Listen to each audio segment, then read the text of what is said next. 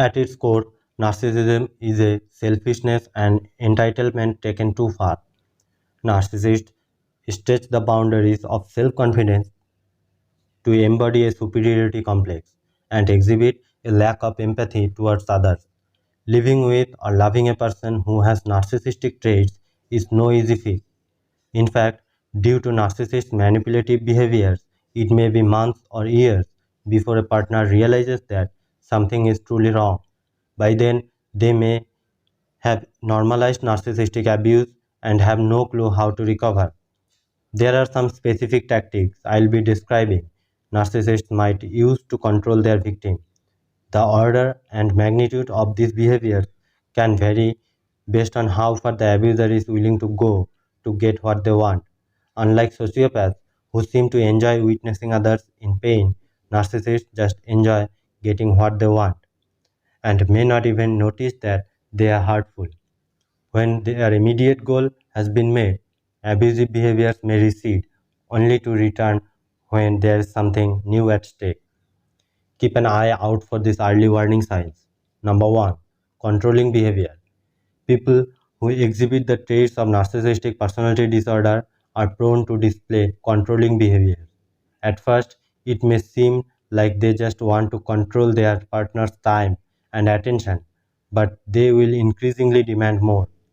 They may insist that their likes are adhered to, and they may even try to get their significant other to exclusively take part in activities that are pleasing to or benefit the narcissist.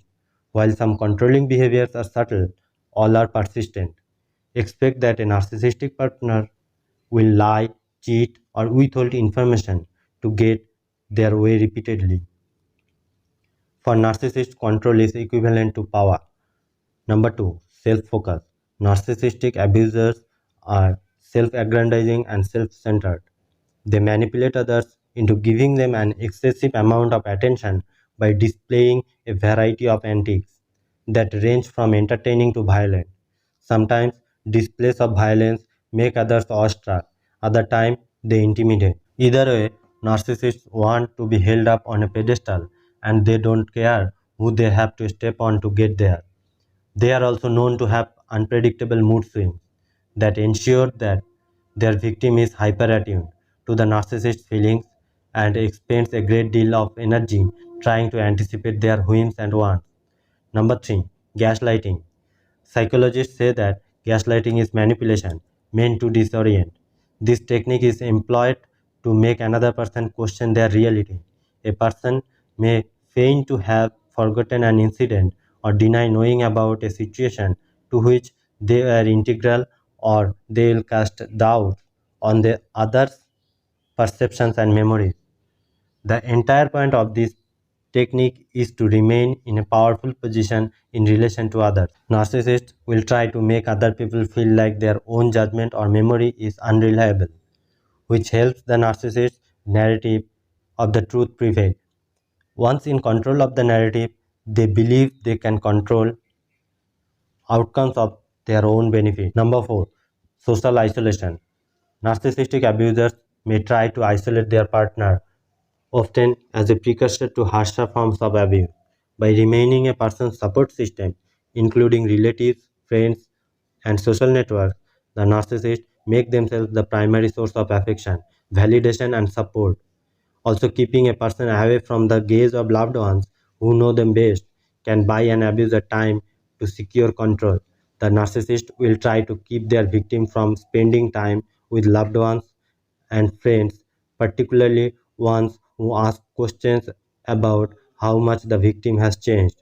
Since being with the narcissistic partner or those who display disapproval toward their partner, the narcissist may also try to break bonds of trust by lying or speaking poorly of their partner's loved ones, or they may create confrontation on emergencies to ensure that the partner is too attracted to make or keep plans with others.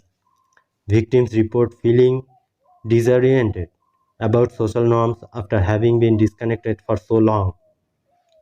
After being accustomed to controlling behaviors, a victim may not know how to behave appropriately around others.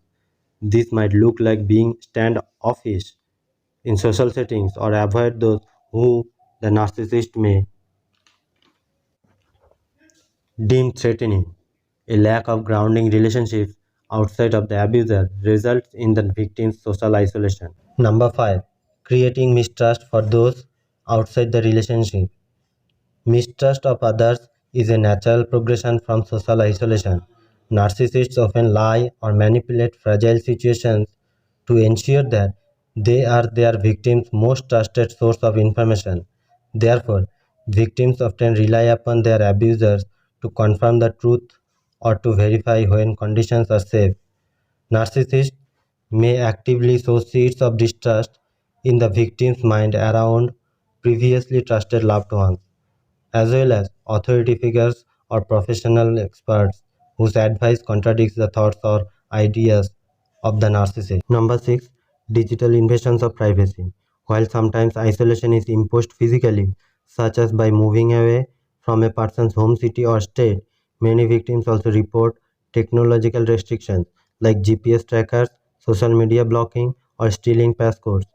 These invasions of digital privacy can be just intrusive and damaging as physical isolation. Abusers may go so far as to create a fake profile to interact with their victim online to test their victim's loyalty. They may even threaten to share intimate images or secrets on social media. Invasions of digital privacy are among the many controlling behaviors meant to ensure the victim's full dependence and compliance. Number 7. Verbal abuse. Narcissists use put downs and insults to ensure that their victims never trust their own judgment. Verbal abuse is used to belittle or degrade the other person, though it can often be subtle. Hurtful comments, even a person's decisions or physical appearance, may be said in jest or posed as positive encouragement. In its most egregious form, verbal snipes become emotional abuse. Name calling, blaming, and judging can give way to threats, yelling, and silent treatment.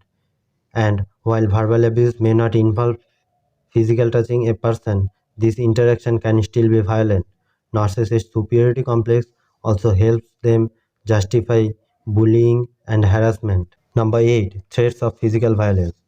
While narcissistic abuse tends to focus on emotional manipulation, these abusers may still break things, hurt others, or threaten to do so, or inflict self harm to punish or instill fear in a partner. Remember, narcissists want attention.